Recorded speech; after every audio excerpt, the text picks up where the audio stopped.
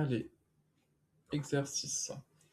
On note P la probabilité que le joueur réussisse un lancer franc où P est un nombre réel entre 0 et 1. En effet, pour une probabilité, c'est toujours entre 0 et 1.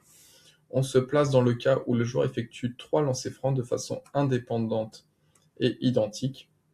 Donc ça veut dire qu'il lance 3 lancers francs En fait, c'est-à-dire que le résultat du premier lancer n'influence pas le résultat du deuxième lancer, qui n'influence pas le résultat du troisième lancer. C'est-à-dire que la probabilité qu'il réussisse un lancer franc sera toujours égal à ce nombre P.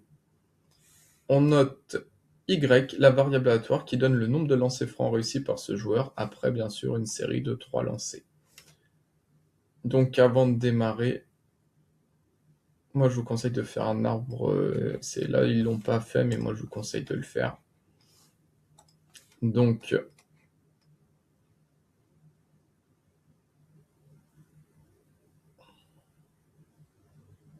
on note P pour qu'il réussisse un lancer franc. Donc, on va écrire.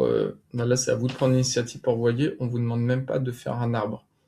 Donc là, c'est à vous de prendre l'initiative. Allez, je ne sais pas, vous l'appelez comme vous voulez. R. Ah non, R, ça peut faire penser à rater ou réussi. Allez, on va dire que lancer franc, elle, il réussit son lancer. Donc ça, c'est vraiment vous. Ça, c'est mon brouillon. Je vous dis, pour la question, il ne vous demande pas faire d'arbre pour répondre aux questions. C'est pour ça qu'il est difficile l'exercice. Donc on peut dire, allez, je vais noter L. Ça veut dire que le lancer est réussi. Et L bar, c'est raté. Donc L réussi, L bar raté. Alors P, c'est la probabilité qu'il réussisse son lancer. Et donc, comment on trouve la probabilité de L bar? C'est donc, vous savez que P de L bar, c'est 1 moins la probabilité de l'événement L, c'est donc 1 moins P. 1 moins P. En effet, si vous avez du mal, vous reprenez un exemple. Si P vaut 0,3, comment vous trouvez P de L bar?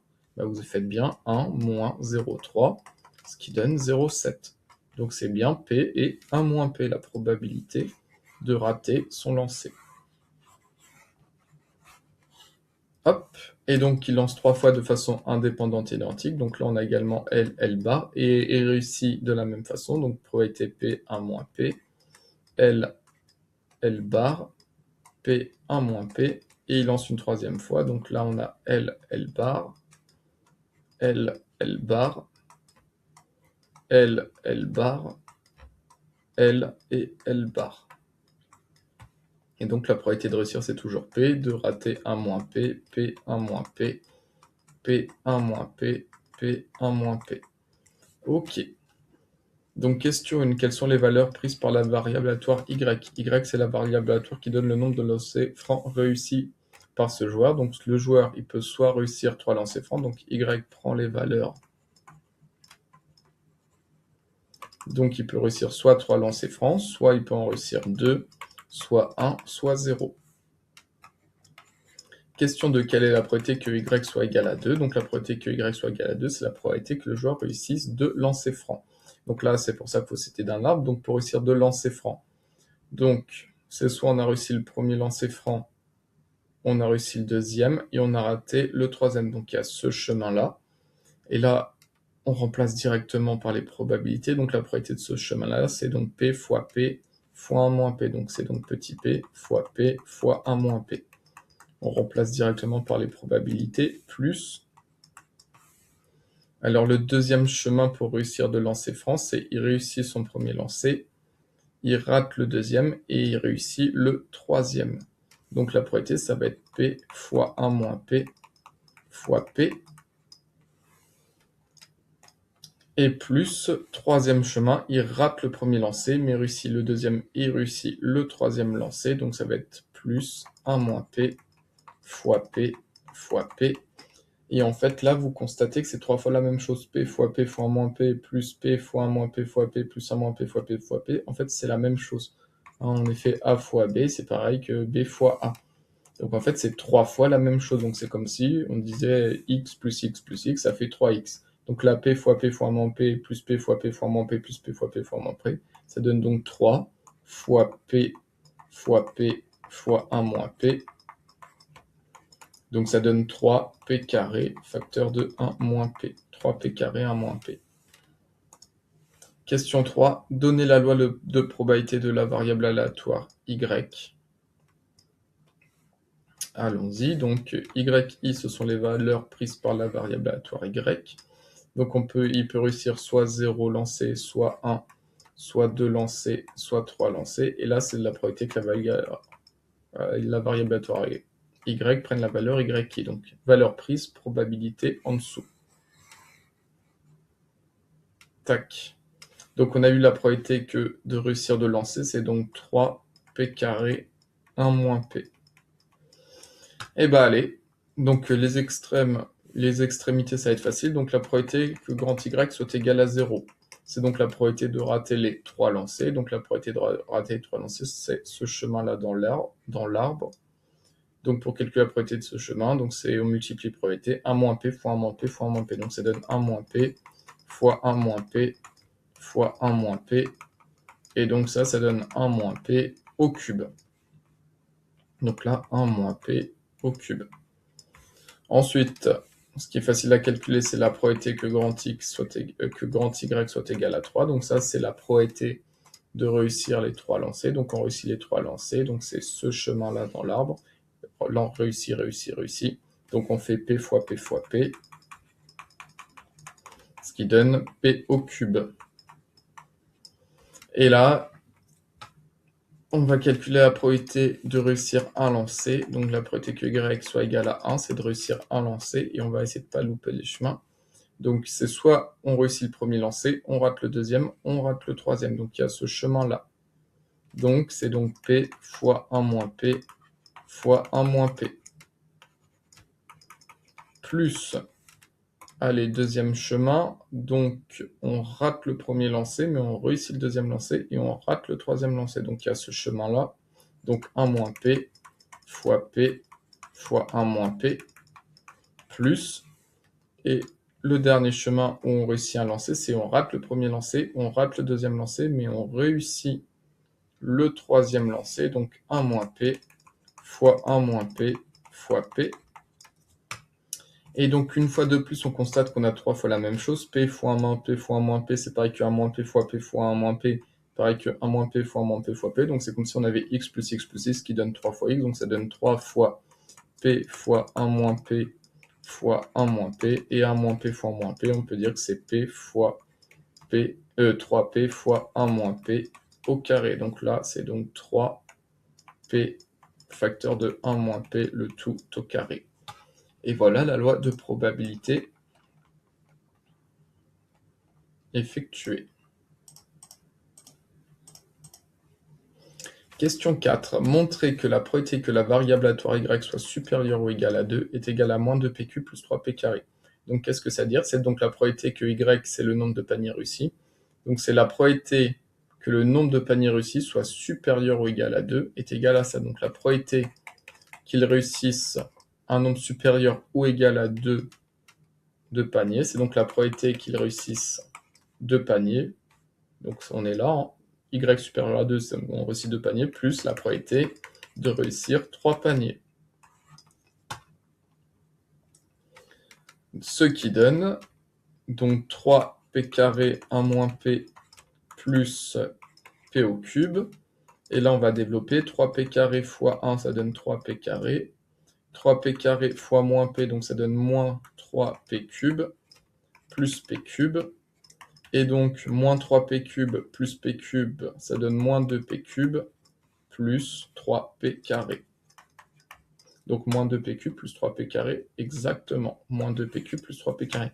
Donc, la probabilité que le joueur réussisse un nombre supérieur ou égal à 2 de lancers francs est de moins 2p cube plus 3p carré.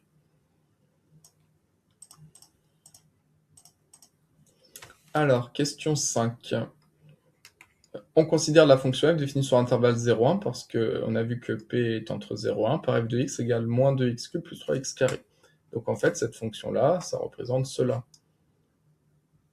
Ok, dresser le tableau de variation de f. Donc pour avoir les variations de f, on doit étudier le signe de la dérivée.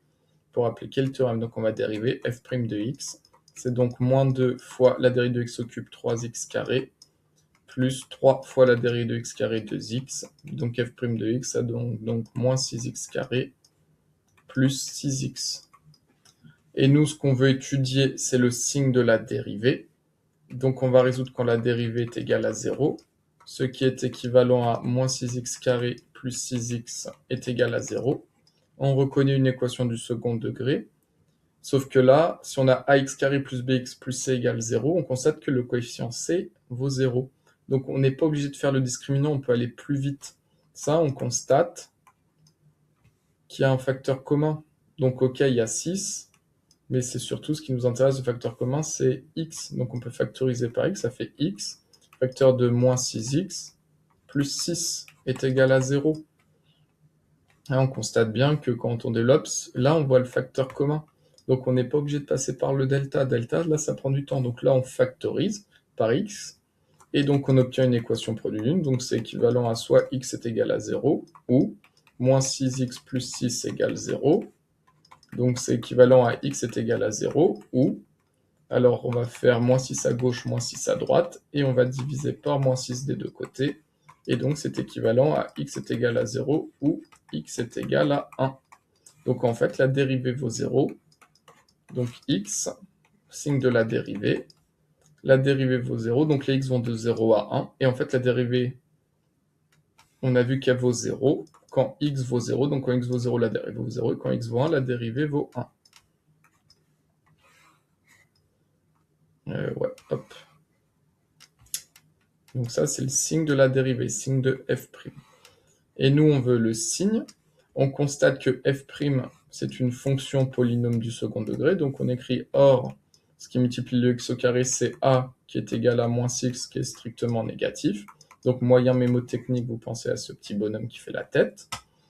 Et donc, si on dresse la courbe de f', on a vu que quand x vaut 0, f' vaut 0, et quand x vaut 1, f' de x vaut 1. Et donc, on a une parabole comme cela, et nous, on veut le signe de la dérivée, donc on constate que la dérivée est d'abord négative de moins l'infini jusqu'à 0, mais ça, on s'en fiche, parce que notre tableau de signes va de 0 jusqu'à 1.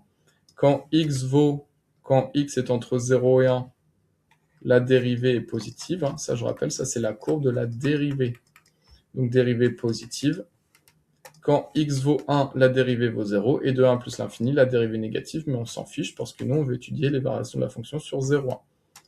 Donc vous, sur une copie, vous avez juste à écrire or a égale moins 6, qui est strictement négatif. Et donc le tableau de signes, ça donne 0 plus 0. Et donc on va appliquer le théorème, signe de la dérivée variation de la fonction, variation de f. Et en fait, en 0, ok, la dérivée vaut 0, mais là, la dérivée est positive, donc fonction strictement croissante. Quand x vaut 0, là, on a f de 0, et quand x vaut 1, on a f de 1. Donc en fait, la fonction est strictement croissante. Et je pense qu'il faut calculer f de 0 pour répondre à la question suivante. f de 0, on prend la fonction qui est là, donc ça donne moins 2 fois 0 cube, plus 3 fois 0 carré, donc ça donne 0 plus 0, ce qui donne 0. Donc f de 0 ici, ça vaut 0. Et f de 1, ça donne moins 2 fois 1 au cube, plus 3 fois 1 au carré, ce qui donne moins 2 fois 1 au cube, 1 fois 1 fois 1, ça fait 1, plus 3 fois 1 au carré, plus 3 fois 1, moins 2 plus 3, ça donne 1. Donc en fait, cette fonction, elle est strictement croissante. Et f de 0 vaut 0, f de 1 est égal à 1.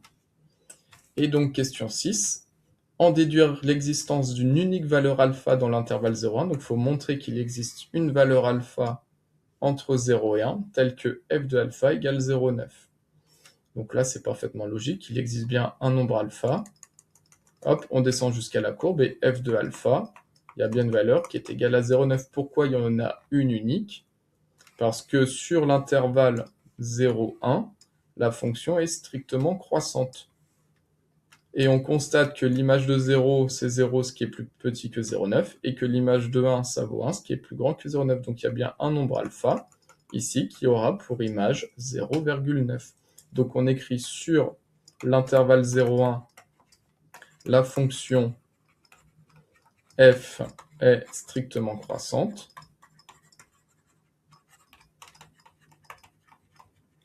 On constate que l'image de 0, on l'a calculé, ça vaut 0, ce qui est strictement inférieur à 0,9.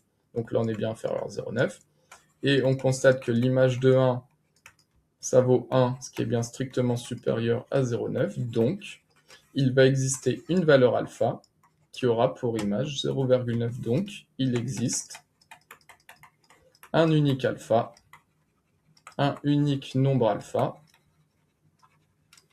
qui appartient à l'intervalle 0,1. Il existe un unique nombre alpha appartenant à 0,1, tel que l'image de alpha par la fonction f, c'est-à-dire f de alpha, est égale à 0,9.